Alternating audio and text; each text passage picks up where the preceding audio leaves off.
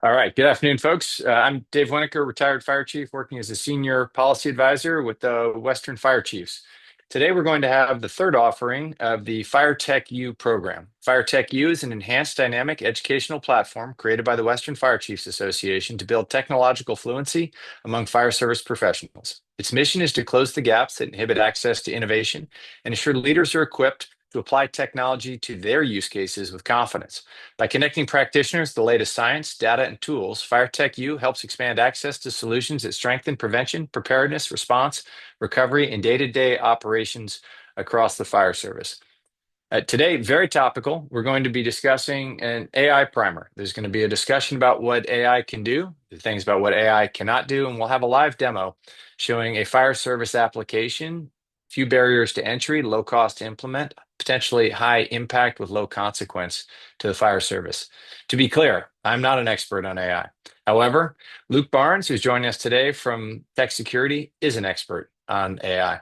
Luke and I served together in the Marine Corps, particularly at the Marine Innovation Unit, where he served as the S6 communications officer. Somewhat paradoxically, in addition to having technological competency, he's a Marine Corps infantry officer. So he blends operational bias to action with the technological chops about how to bring it all alive. So, Luke, if you wouldn't mind giving a little more about your background and how you came to be an expert in this field, and then let's kick off the presentation.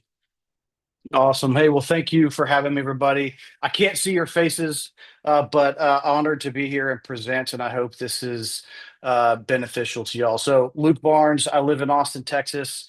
I've got a business degree. I've got a master's in InfoSec. I've been a practitioner for 15 plus years in the tech space with a focus on technical integration, technical leadership, information security, compliance, and obviously just with the recent surge in AI, I forced myself to become AI literate. And as I work with organizations in all different sectors, from public service tech to tech space to fintech to manufacturing, I've seen a lot of trends as they work through the challenges of adopting AI. So I want to share those with y'all today, work through a few definitions, work through a few scenarios, and then leave it over for some Q&A.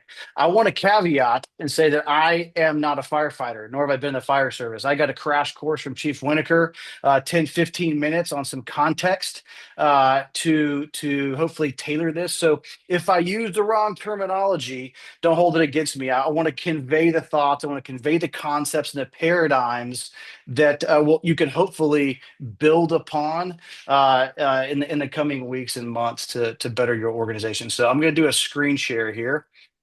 And okay, confirm you got this. All Confirmed. right. Okay.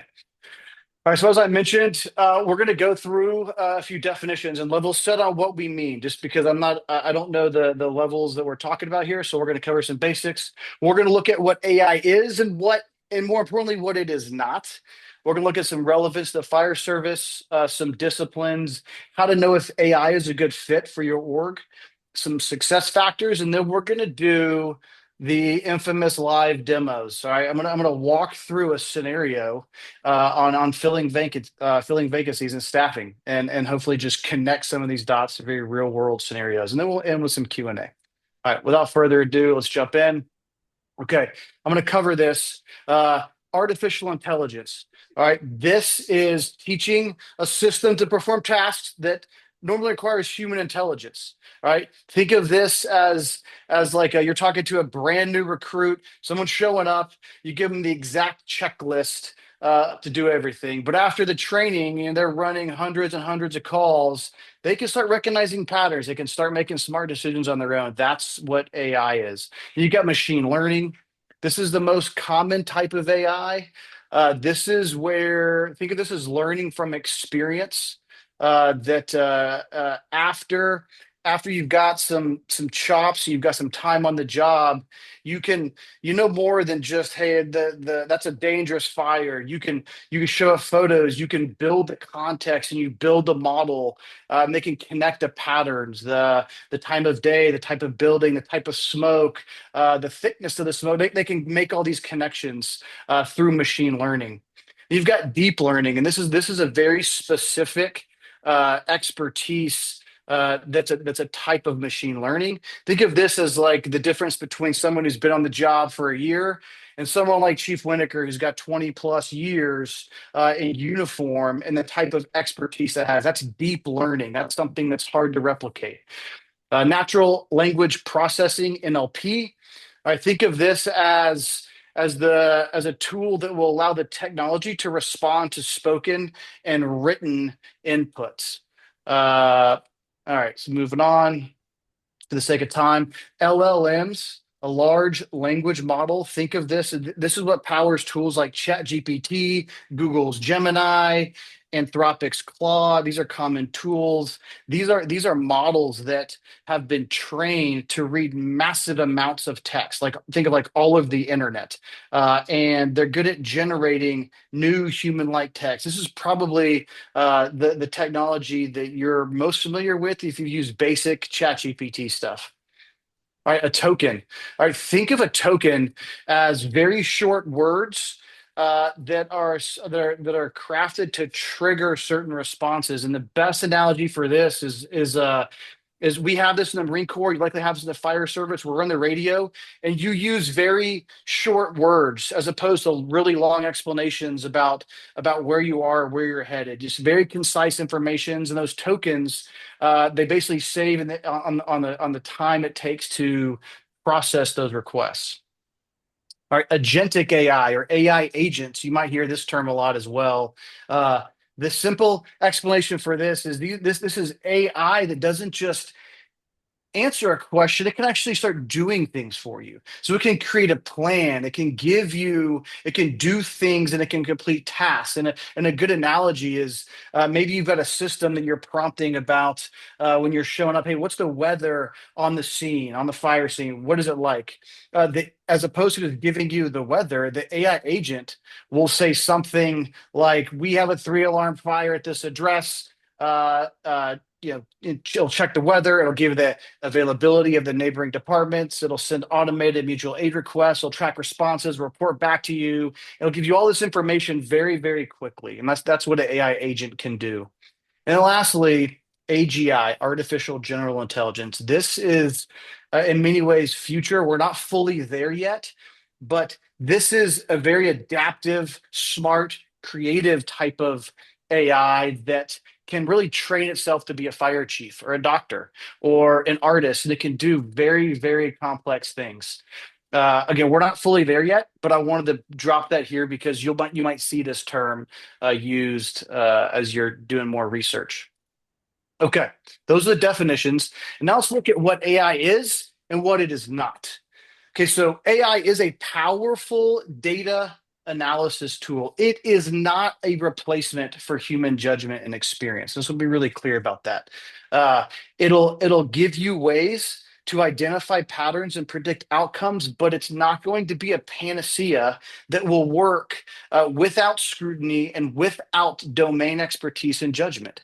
So you can use it to help you identify things that the human brain might miss. And I'm going to give you a real example about this toward the end. We do a demo, but it takes that domain expertise. It can act as an assistant to automate manual or very time-consuming repetitive tasks, but it's not going to be ultra self-aware. It's not going to be capable of reading emotional intelligence. It's not going to be conscious, which is important. So that again, the encouragement and the reminder is that it has to have a level of scrutiny upon it to before it's rolled out or before you really take it to heart. It's a practical way to optimize your resources and improve safety, but it's not a solution that requires a team of PhDs to operate. So you're going to leave here with a good example of, hey, even your teams can use this in very simple ways to save yourself time and to help you be more effective. Okay. Connecting AI to fire service realities. There are in every industry, but I've noticed, especially in public service, there seems to be a resistance to the adoption of AI technologies, and I say that loosely. I mean, and it's also general. There might be some teams or some departments who are on the ball, but there is a lot of uncertainty. Hey, how can we use this in our unique scenarios? How can we make this happen?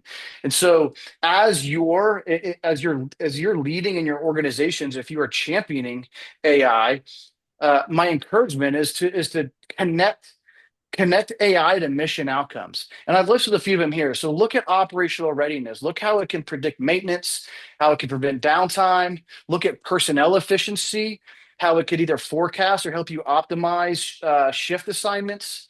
Look at it for summarizing after actions or large volumes of disparate data to help you derive very real insights for your teams to learn from. You can look at it as a way to help analyze inspections, prevention efforts. Uh, Again, safety here. So there's scenarios that are connecting certain types of wearable devices that can do early detection of stresses or fatigues that could potentially save lives.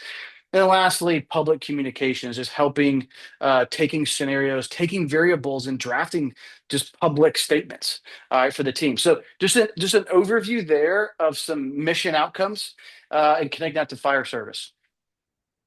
All right, some risks. There are risks, and I want to be honest about a lot of these risks and talk through them. And so I've got a slide to identify these risks, and then I've got one on some mitigations to help you think through. So the first thing, and this is a mantra of mine that I use as a tech leader, because most in the tech space and the AI space, typically the default answer is, hey, let's just throw a software, let's throw a tool at this people problem, and it doesn't work. It might exacerbate gaps in processes or simple just operational discipline and discipline of your staff to throw in technology. So my encouragement is to focus on understanding the real problem before you try to throw AI on it, or really any software or any tech solution for that matter. All right, data quality. All right, these types of tools are garbage in, garbage out. All right, so if you're throwing in bad data, you're going to get bad outputs. The predictions are going to be bad. So this goes into what they call model training. So if you're very similar, if you've got a bad instructor, a poor instructor who's just giving bad advice, the new recruits, the new guys and gals in the teams, they're just going to learn bad habits, and it's very similar to AI tools as well. Tactical bias. Think about this in the sense of these are algorithms, machine learning that's trained on maybe non-specific data to your domain. So if you're training it on maybe certain types of data sets that aren't applicable, you're going to get a little bit of a skewed results. All right, privacy and ethics. You gotta keep in mind and be mindful of the data security requirements and data governance that you as public service entities are bound to. And that's not altogether unique to a lot of the commercial space because they have data security requirements as well, but just something to keep in mind. All right, over automation. This is a danger or a proclivity to try to automate everything where eventually the humans are pulled out of the loop to the point where you might be actually assuming a lot of risk if you take the humans, because ultimately humans have to be held accountable. You can't hold an AI and an AI tool or an agent accountable for decisions. So you want to stay in the loop to the point where you can still maintain accountability as leaders, and that's pretty critical. And then lastly, here something called vendor lock-in. This is just something where you're looking at contracts, you're looking at different tools to adopt. You gotta read the fine print. Look at how they're using the data. Look at how those systems are configured. Look at how if you're giving them the ability to use your data to train their models, or if they're going to make your data public. And that's a pretty important caveat there. So those are risks. Okay, those are risks to AI, to implementation, and getting those on the table. If there's questions about this, we can sync up or we can address those in Q&A. But I'm going to move into the mitigation. So with all those risks in play, how can you start from 0 to 1 or from 1 to 3, start using AI in your organizations? Step one, don't use it to optimize something which shouldn't exist in the first place. So really look at those key critical pain points and say, hey, this is going to be uh, a way that we can ensure that we're not going to be wasting time, effort, money, that we're going to really look at what are the core processes that we need to optimize with AI, and let's start there. Step two is you start with narrow pilots. You start with very simple problem sets, like fleet management or staffing. You measure the impacts, you track the results, and then you grow and you build off of that. But you learn as a team with very simple problem sets on how to build those muscles and the processes to use AI responsibly and effectively before you start just using it across the org. Step three, they require explainability. And this is the show your work approach. This is where when you're using a tool, you can prompt it and you want to use tools that will give you the logic. Hey, show me your work, show me the receipts, show me how you arrived at this. And a lot of these tools, they will they will give you insight into how they're thinking and how they're deducing and how they are analyzing the data. And it allows you as the domain leaders to check their work to make sure that the outputs are one, reasonable, and two, they're effective. And lastly, build a policy. This is a very simple policy on how you're going to be using AI, the how who's going to be reviewing it, and disseminate that to anybody in your organization who's going to be using AI to make decisions. Okay, as you kind of wrap up these slides, because I don't want to kill y'all with PowerPoint, let's talk about like what is right for AI. I've got some questions to throw out, and and these are rhetorical, but it'll help you to start thinking through. Hey, where do I start? And what's something that's right for AI, and what's something that we should maybe put off, or maybe just or maybe ignore it altogether. Number one, does this process directly affect readiness, safety, response time, or cost efficiency? If the answer is yes, it's probably right for AI. Or do we already have, or do we already collect structured data that is very manual, that no human brain can reasonably process quickly? If we have all this data, that's probably a really good opportunity to, hey, let's test this out. Let's take these data sets, let's ingest them into our AI tools and see if we can derive insights from those. If you don't have the data already, it's going to be very hard to start training your local models and these use cases off of things where you don't have actual data. All right, is the data, is it consistent? Is it digital? That's important. And is it accurate? Uh, it might be, you might have some pretty manual things where you might be still using paper. If it's on paper, it's going to be hard to get ingested. You're going to have to do some conversions, which is possible to get that converted into text and then uploaded. All right.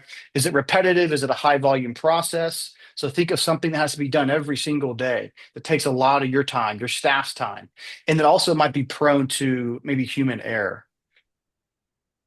All right. Lastly, on this slide, would it reduce costs, response times, or downtime? All right, last slide on this to know if something is ripe for AI. Can it integrate into systems that we already have? Are there lightweight pilot versions that we could use?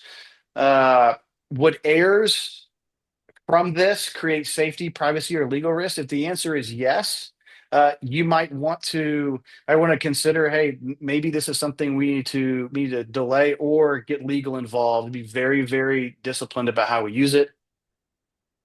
Can we measure improvement? And then lastly here, would augmenting, not replacing that expertise, improve speed or reliability? So just some questions to think about, team, as you're looking at, hey, what are some areas that might be ripe for AI implementations? Okay, lastly here, before we go into the demo, I want to throw out success factors. And these 8 success factors have been learned and and refined through a lot of observation, pain, suffering, wailing, and gnashing of teeth of implementing this stuff in large organizations across the board. So this is not unique to fire service, public service. This is organizational stuff. This is human DNA. So I'm going to cover these really quickly. This can also apply for really any software too. One, it has to have executive and command level sponsorship. Without that, it's going to fail. So this means you as leaders, this means looping it as many as you can for sponsorship and approval so that your staff and your teams, they have the authority to go execute. You've got a designated AI champion. You've got someone who has been ominous dominus to lead the effort to make sure it's driven to success. And this should be a delegated task. All right, you've got change management, you've got workforce engagement, you've got realistic timelines and they're phased according to your operational cadence. Don't try to roll something out when, say like right during fire season in Northern California, or if you know that's a constraint, you got to be smart about this or it's going to fail. You're going to run into just roadblocks and false starts. Okay, defined responsibilities and roles and accountability are going to be critical. Look at data integrity and quality assurance. You want to look at ops integration and participation from the field, meaning you want to get insights from across the organization up and down the ranks to make sure that they're one, bought in, and two, they understand the value of it. Because those insights from the field on the ground, they're going to be very critical going forward. And then lastly, you need a method and a mechanism for measuring performance so that you can do continuous evaluation to know, is this working? Is it a waste of time? Is it generating extra work or is actually saving us time? So these 8 elements, y'all, these are going to be very critical. And I put these here because this is going to be valuable to you. Again, if you're rolling out any software, any AI, or really any initiative at large, these are going to come into play. Hey, look, let me add a little bit of color Yes, there, sir. which is I'm sure if your agencies, the participants, if your agencies or anything like mine was, you are constantly being pinged by the public, by your city council, by your fire board, by interested parties about how, if at all, are you integrating AI? And that usually comes through two divergent lenses. One is, are you letting this evil omniscient thing that's going to take over the world into the henhouse? And the other is, are you taking advantage of all the labor saving opportunities and optimization that the concept of AI introduces? And so understanding that there is and necessarily will always be tension between those two views, I would suggest, and the demo that Luke's going to run here in a moment is intended to highlight this. I would suggest that you think about AI integration and a precursor to AI integration, which is building AI competency, fluency, and comfort with the tools and what things can and cannot be done, and which things are and are not appropriate for some process improvement and the integration of AI as a labor saving or product enhancing device. I would just recommend that we don't start by trying to do everything everywhere. So identify those opportunities to save on time and effort on repetitive tasks. Identify those opportunities to carry out functions that come with low consequence if you were to make a mistake along your way. Don't start with HIPAA protected EMS data. Start with something that's internally facing, where you will have an opportunity to work through some of the growing pains that will come with adoption and integration of something as game changing as this suite of tools, and focus on things that will build competency throughout the organization. An absolute worst case scenario here is that within fire admin at the headquarters, you have a small insulated group that is developing AI competency, that is trying things out, that is introducing new concepts and growing, and that is being done without synchronization to the rest of the organization, to the rest of the workforce, so that you can end up with varying levels of AI competency and varying levels of AI comfort. So that when you then go to roll things out, you'll encounter massive resistance from the very people this is intended to help. So think about, as you move these processes forward, we have twin goals. One is develop competency, the other is develop comfort, so that the users understand how these things work. And the people who are not directly users, but who are contributing data that the users will be making sense of, have an understanding of how the mechanism works and how their inputs, big or little, how those could affect the outcome, and that we can move together as an organization as we work down the path. And my last thought on that is to be clear, this is coming. I can think of almost nothing across the information domain that will not be affected or is not already affected, and we just don't know about it by these tools and by these approaches to data processing and insight generation and repetitive task completion. And so the question really becomes one of, are you and your organization going to be passengers, or are you going to be directing this route? Because to be clear, right, these things are going to happen. And I would suggest this is an excellent opportunity for the fire service to demonstrate some agency and to guide the path for integration and adoption for ourselves. So I asked Luke to take a look at a use case. And so to be crystal clear, Luke is an AI expert, technology expert, and he's also a Marine Corps infantry officer. He is not a firefighter. He's never worked in the station. He's never ridden on a rig. And most importantly, he's never generated a pick list for a fill by rules for overtime opportunities. So I sent him a staffing policy from the department from which I retired. So overtime policy staffing guidelines, and asked him to build up a demo that would show how an AI agent could be trained using the rules found within the overtime or staffing policy to generate a prioritized pick list as a pain point that our staffing officers experience every day. I would also note that there is no better way than earning opportunities, overtime, and staffing to compel engagement by your workforce. If we're talking about overtime, this is something that everybody touches every day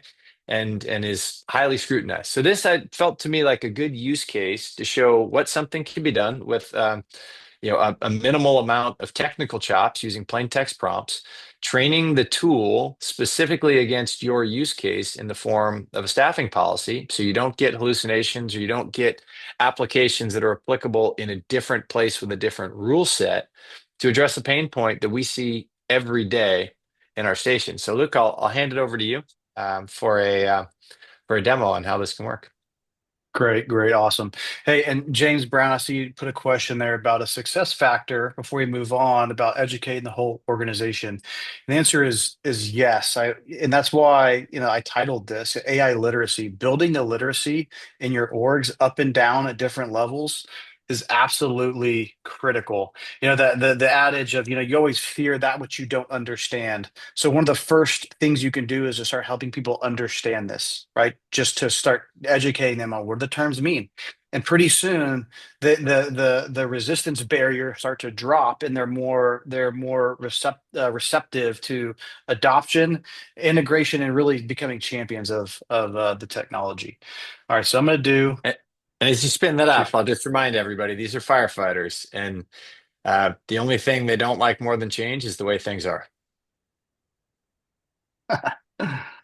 Okay. Just confirming that you can see. Okay, there we go. All right. So, team, what I have here is an enterprise version of the most common tool called ChatGPT. All right. OpenAI is ChatGPT. And what I've done is I've created a project. So, I've created think of it as a local space, and I'm going to train this local space on rules. And so what we have here, I've got this standardized staffing document that Chief Winokur sent from his department. All right. And what I did, I said, hey, ensure all future recommendations for scheduling abide by this policy. Okay. So I'm telling the model, don't give me anything that violates this policy. Okay. So what it did is it then showed me it confirmed it's the back brief. Okay, I understand. Here's what this means. I've got all these minimum daily staffings. I've got rank composition. I've got overtime. I've got, hey, I need seven, the paramedic minimums. It's got all this stuff it confirmed. Okay, so now I know it's tracking. This goes back to one of my uh points earlier, well, that requires prompting. So this is like prompt engineering. You learn how to prompt these tools to get the outputs that you want. All right. So what I also did is I've got a demo staffing list of think of this as just your crew. Okay, I've got 26 firefighters here. I've got information about them, their shifts. I've got their specialties. I've got their hours. I've got all this data. Okay, and so this is the assumption. This data exists. All right. So now what I'm going to do is I'm going to come back up here and I say, okay, these are the lists and here are the assignments. And here's my problem. I've got two vacancies to fill in shift A. Okay. Alex Carter and Kyle Brown not available. Who can fill this shift with priority based on the rules of staffing? Okay. So look at this. And I did, and just to be clear, I did this before just so that we wouldn't have to wait real time. But this thought for 3 minutes and 36 seconds. And it showed analyzed all of this data. So I can come in here. This kind of goes to showing the receipts. I can look at all of the inputs and outputs of its logic. All right. So it thought for 3 minutes, 36 seconds, another 27 seconds here. And here's what it spit out. Okay. Based on this policy, Captain Taylor, the only unassigned captain, Captain Taylor. You got some data about him, and then Taylor Ortiz. So yeah, so he's the captain, and then the firefighter vacancy to fill Kyle Brown's spot. Here are the list of options based off of the rules that says, hey, here it is: the lowest OT hours, first priority, second priority, third priority. Okay, so per the pick list, fewest OT hours, the next up firefighter to fill Kyle Brown's vacancy is Owen Davis. Did this in 3 minutes and 27 seconds. And then it went here and did a paramedic coverage check just to confirm it.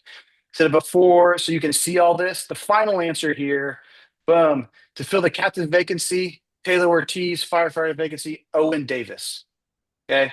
Then it said, "Hey, do you want me to lay out some alternatives? Because what if Taylor and Owen are like, I don't want to do it. Cool, give me the next ones." And so then I had it spit out alternatives. Okay, and here it is. It gives me all these alternatives and the rationale. And then what I did, based off of Chief Winokur's explanation of why this can become contentious, I say, build me a concise explanation and bullet points to justify the selection to fill these vacancies. If I have to explain to anybody about why I filled these vacancies in the way I did, give me the ammo for the fight. Give me the concise justification. And here it is. Okay, so I could copy and paste this into any email and say, hey, here's why you were chosen. Here's all the rationale. Was it abiding by the policies? And it's got my homework listed out here. Okay. This will keep prompting. So I know this is a very simple demo. This is a very simple explanation of how this could work. But based off my understanding from Chief Winokur, this can take a lot of time, right? This can take a lot of training to teach people how to fill these vacancies. So just one simple example of staffing. And think about this. If I were to continue so I could come back up here and I could upload more information and more policies if I needed to. Hey, I got a new policy. Now, give me another roster, another pick list based off of an updated parameter, updated constraint. And what would happen over time is this model, this localized model, will get smarter and smarter on all the parameters that I've trained it on. And the outputs are going to be more and more tailored. They're gonna highlight things. Hey, by the way, last time I told you to go with Brooke Martinez, but based off of these parameters, probably shouldn't choose her anymore. We should probably go with Dana Lee based off of this. All right. So this is helping you think through real time, lots of data. You could upload, um, new, even via documents, or you could just do text uploads, right, to give it more parameters. I would encourage you, though, just based off of Chief Winokur's comment earlier, say things around HIPAA compliance or PII or sensitive information.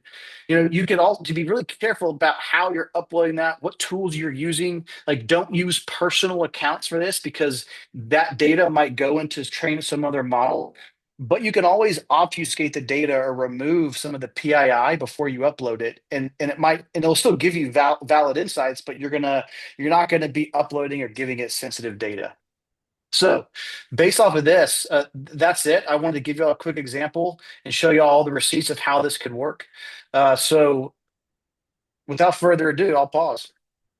Yeah, outstanding. Thank you, Luke. And I would just point out for everybody, this was for a five-station department with seven apparatus. And you can imagine, obviously, how they, or many of you have lived, how the complexity of a fill by rules pick list generation grows exponentially as you get into 30, 40, 50 large metro department size. And how the beauty of these systems is there is no information overload as there is with a human. A staffing officer at some point gets overwhelmed by the number of variables they have to account for. Inevitably, they make mistakes. It's just the way it works.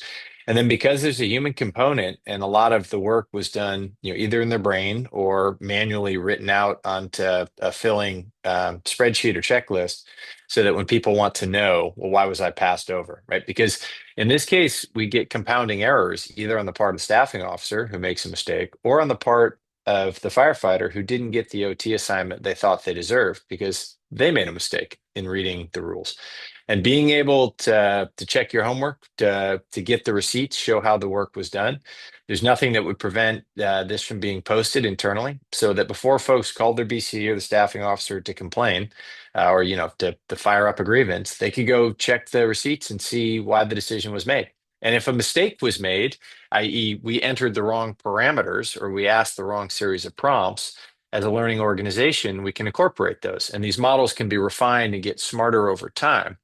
And I just look at this as an opportunity for you save time, you save a lot of angst, and you save an awful lot of back and forth that could be spent on more productive tasks than just either the filling or the explaining. And you can also, without having to squint at it too hard, you can picture a future state in which the entity or the agency has built a comfort level with these systems and these processes, and you flip the switch to full auto by loading phone numbers, text messages, etc., so that as the model recommends fill by, it is automatically pinging the person who is up, who can reply with a one or a two via text, whether they accept or decline the assignment, which would then allow it to move on to the next person on the list and run a series of updating prompts to make sure that the fill is happening. You have a log showing how it worked. You show the notification sent, notification responses received that could build out the receipts that then just get filed, put in your deep data storage in case there's a complaint later on and if someone wants an assignment backed out. This to me is one of those examples of where low barriers to entry, high potential impact as far as time saving, lots of opportunities to do this incrementally because you would start with this as a tool that was assisting using a decision support tool that assists the staffing officer in the execution of their tasks. And in time, you could reduce the role of the human in the loop as you refined and build comfort. And you are in parallel to the point about educating the entire organization made earlier. And you're bringing everyone along in parallel because the members of the organization are touching it as often, if not more often, than the staffing officer, who's the primary user, because it is tied to something that everyone has concerns about and gets a high degree of scrutiny. Now, if we're talking about the pick list, we are not going to have to drag our members kicking and screaming to participate. They are going to participate because this is tied to earning opportunities and obviously a topic of great discussion. So we just wanted to highlight this as an example. I can think of an endless number of other similar things. Rig checks using building an agent that integrates different apps you may already have. For those who are using, say, Vector Check It or Target Solutions for training, for rig checks, for readiness, or those sort of things. Using an agent to aggregate the results of those different apps into a single dashboard, run analytics on those, particularly larger fleet management. You can look for staffing patterns. There's a myriad of things for either pattern recognition, which AI is very good at, or for the completion of repetitive tasks as a way that you can ease in because you have already allocated the staff time, the manpower that is required to execute the task in the current state. And this over time can then just be seamlessly integrated. And lastly, I would emphasize to a point Luke made in passing, automating tasks that shouldn't be performed in the first place is not a great use of AI. Right? Just because we are doing something doesn't mean we should keep doing it. Or just because we can automate something doesn't mean it now suddenly has value. And once you have automated it, it's going to be much harder to move it out the data stack in the future because now there's no one feeling any pain from a day-to-day basis. So starting your process here, starting your journey with identifying things that have value, have widespread integration into the organization, and set themselves up for a gradual integration over time, and then are achievable, right? This is an elephant, and we're going to eat it one bite at a time. There's no reason to try to boil the ocean or shoot for the stars. We can build these things slowly as we go. Luke, I'd like to pose a question for you, someone who does this all the time. What are some pitfalls? Where are areas that agencies, particularly those folks you work with in the public sector, what are some of the rocks that their ideas have end up dashed upon?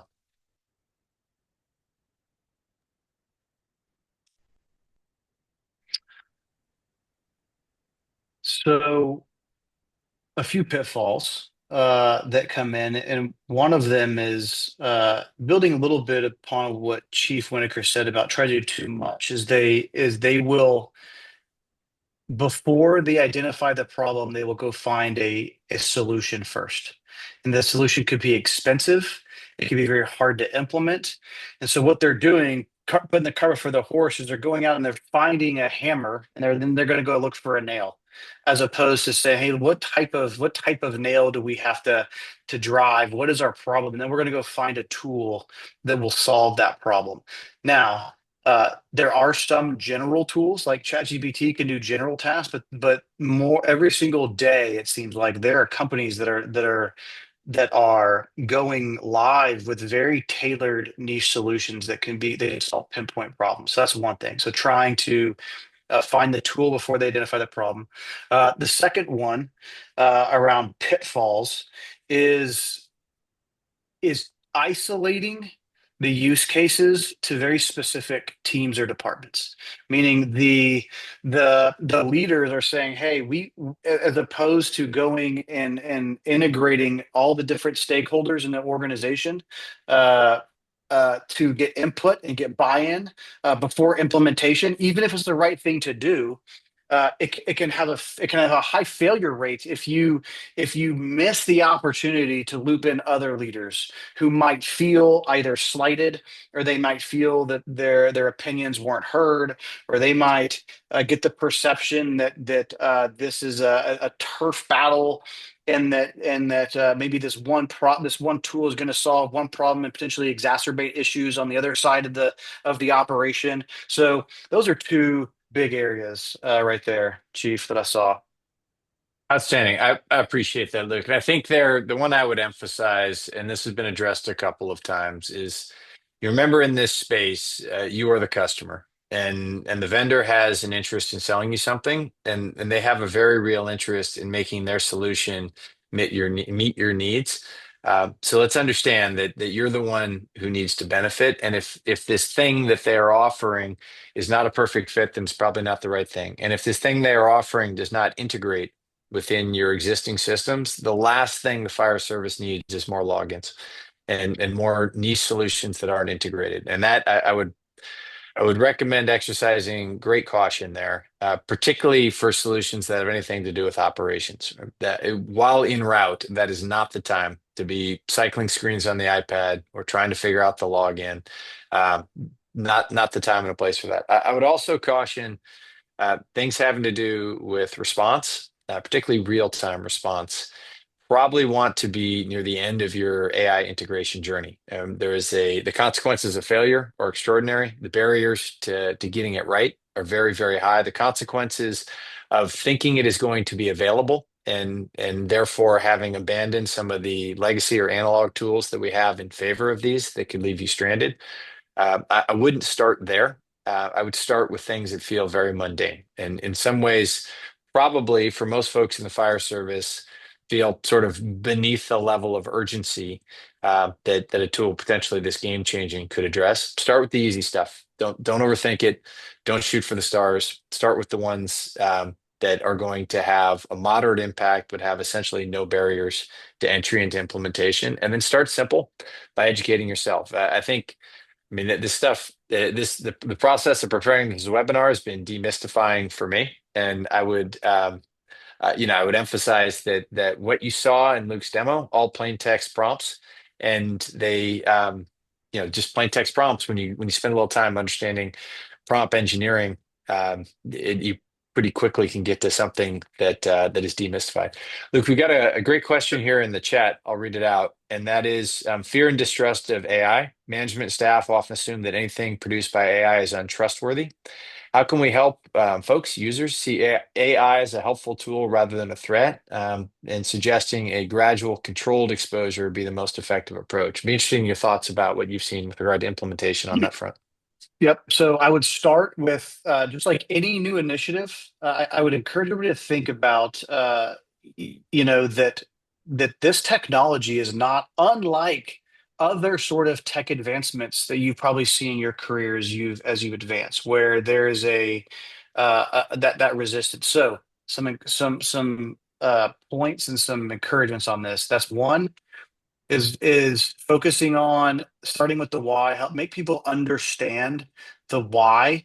And this just it goes back to literacy. It also comes that leaders should be educating themselves so they can accurately convey at literally like at a middle school level. Here's why this is important.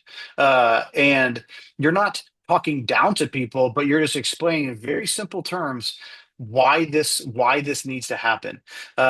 Really focusing on the human in the loop. With AI in particular, you see a fear that you're going to see a divergence from the humans and the technology. And what you want to do is you don't want to amplify that. You want to say, hey, we're going to use the technology and we're going to be keeping humans in the loop where it's going to make us smarter. It's going to help us make better decisions, better data. It's going to help us find these gaps. And so human in the loop.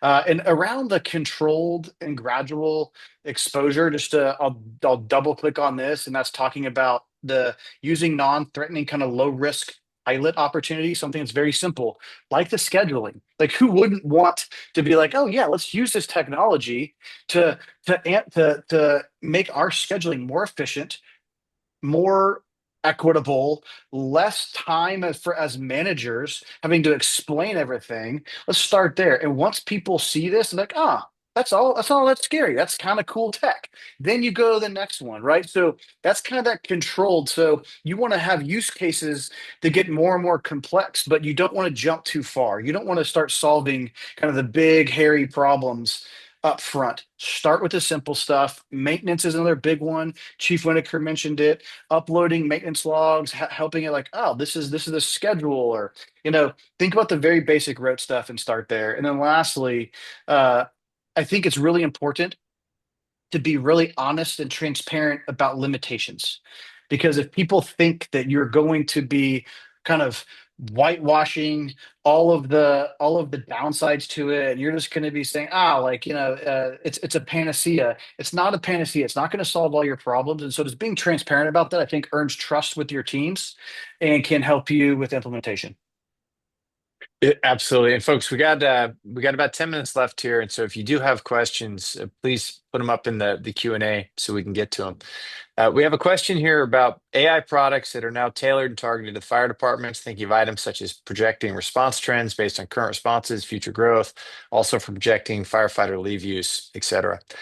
Specifically within the vendors with whom the Western Fire Chiefs work with, Dark Horse Analytics does some AI enabled work around fire station location, response time, and call clustering, and projecting based on hexagons within the community, looking at where there is the density of certain types of calls, so you can identify essentially a standards of cover with the data component of it, not the many other elements that go into a standards of cover, but also looking at the distribution of specialized resources and understanding where there are clusters of specific call types that require specialized apparatus or specialized crew.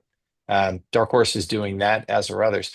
But one of the things I want to emphasize that we're intending to try to show here is how there are accessible options that don't require a custom built vendor solution that are available to agencies at the ground level. And one of the advantages of approaching things that way with a little bit of a homebrew here using these readily accessible plain text tools coding, no coding required, or vibe coding at the absolute maximum. But one of the things that makes so accessible is that you can now try some things out and you can figure out by building competency and literacy in this area, you can now better inform your future discussions with vendors who, at least in my experience, every vendor is bolting AI onto whatever it is they're selling, right? We're selling you AI enabled PPE. I don't even know what that means, but vendors are sure putting those things together. And I think that that's a way that you can build some competencies so you have the appropriate questions to ask. Another great question, just a comment here, which I will agree with. We should be treating AI like any other tool. You need to train before you implement. 100% agree. We don't put a recruit on a multi-alarm fire ground as the IC and tell them good luck, figure it out, right? You work up to that, you train to it. There's a building block approach. We crawl, we walk, we run, and we match the progression of skills to the consequence of failure, right? We practice throwing ladders for a very long time before we send someone out by themselves in the dark on a wet fire ground to throw a ladder. Same with chainsaws and other complex high risk, high consequence events in the fire service. This is no different at all. Another question here about recommendations for balancing AI implementation and the risk of losing skills. I say this is an excellent point that when and where there are skills that are a core competency, that a using a tool where it is no longer a decision support tool, it is now taking out the critical thinking role and is eliminating the opportunity for the learning and development to come that are generated through that critical thinking. I think that's an excellent example. You certainly want to ask the question about, is AI labor saving here, or is the use of AI inhibiting career progression and professional development? And I argue you can have both, right? And we are on almost everything we do in the fire service, you're still going to want to have a human in the loop. And we can deliberately, well, and we've done this in the fire service for years. We can deliberately pull things out of automation or of labor saving functions in order to maintain access to that task as a training tool, as a way that we build professional competency, we build character, we build all the other things that come from doing the task yourself, right? You could hire a gardening service, but boy, there's sure a lot of value in having the rookies learn how to mow the grass. You could have janitors, but there's all these things that we do manually that have a purpose. And I don't think there is any reason that you couldn't deliberately incorporate, but then reveal, conceal these capacities and capabilities as it makes sense for the professional development of your folks. Another question about litigation or liability issues. I would argue that the question about open to litigation is 100% in the eye of the person who's decided to litigate. With regard to liability, there's a reasonable person standard here. Did you outsource? And this holds true of everything you were doing, where your folks are not doing it themselves, or more importantly, ultimately, the fire chief is responsible for all the fire agency does or fails to do. And when the fire chief delegates, they accept risk. And that risk is buffered through policy, through procedure, through training, through supervision. I would argue all four of those apply in this case as well. And as Luke was referencing, we train the tool against our policy. We supervise it with a human in the loop. We can build policy around how much the entity is allowed to run in full auto and how much oversight there has to be. And we can supervise both the person who is using it and the tool itself to ensure the human in the loop is in fact executing the tasks assigned to the human in the loop. Luke, let's close on that one. I'd like if you could talk a little bit about what you've seen around policy to ensure that the tool is being used in the manner that it was envisioned, and that while we want to, and there's tension here, right? In a big bureaucratic organization, we want room for innovation, but we don't want chaos. And innovation and chaos, that we're flying a razor's edge there. You talk a little bit about some of the policies and procedures you've seen put in place to ensure tools are used in the manner they were intended, and that they don't morph into something else that could open an agency to allegations of either negligence or malpractice, that they were using a tool for a purpose for which it was not designed. Yep. The first step is for leaders to spend the time thinking through what should our policy be. And I would argue a good way to start that is to go and let AI get you 80% of the way on. Give me a practical, reasonable policy that my staff can follow. Second, build a governance committee. Build a team of other leaders so it's not just one person calling the shots that could open you up to some exposure around whatever, right? So you want a team. Don't have it any more than 4 to 5 leaders because you need to make decisions. Build a team that can do the governance, and then as a leadership responsibility is you select 2 to 3 different tools that are approved for use, and then you say, here is what's approved. Here are the parameters we're putting around it, either technical controls or administrative controls that says, hey, before you use this, you have to read this policy and sign it. Very similar to software engineers these days are using a ton of different type of tools. And there's a lot of arguments right now, a lot of angst in organizations because they are uploading their proprietary agents, and it's causing a lot of friction. And so, I mean, I just did this actually this week, and that is building a committee for software engineers, scoping out very specifically what they are authorized to do and what they are not authorized to do, and then tracking policy. So that's a quick explanation there. I want to hit one thing that you mentioned earlier, Chief, around one of your responses, and I'd encourage everybody to think about innovations in firefighting that have happened over the last 20 years that immediately might have encountered resistance, right? Like very quickly. Again, I'm not a firefighter, but a quick prompt. The self-contained breathing apparatus apparently had a lot. Thermal imaging, incident command systems, computer aided dispatches. These are all technologies over the last 20 years that had a little bit of resistance. This is not going to be anything unlike that, right? There's always a little bit of resistance to new technologies because of a variety of different human and technical elements that just leadership has to be involved to drive it through. Outstanding. Well, Luke, thank you very much for joining us today. They're Yes, very sir. insightful, learned a lot. I appreciate you demystifying what seems like a complex and thorny issue to me, but I know for you it's just another day in the office. In closing, I'd like to thank everybody for joining the Western Fire Chiefs Association's presentation of Fire Tech U. I'll call your attention to the Fire Tech U website, available via the Daily Dispatch. You can see there in the top right or top left, or via a Google search. There's a fair amount of information, as well as links to our prior webinars. First one having to do with tablet commands, operational integration. Second one having to do with firesides, inspection-based tool and best practices for automating the inspection process and the processing of its data.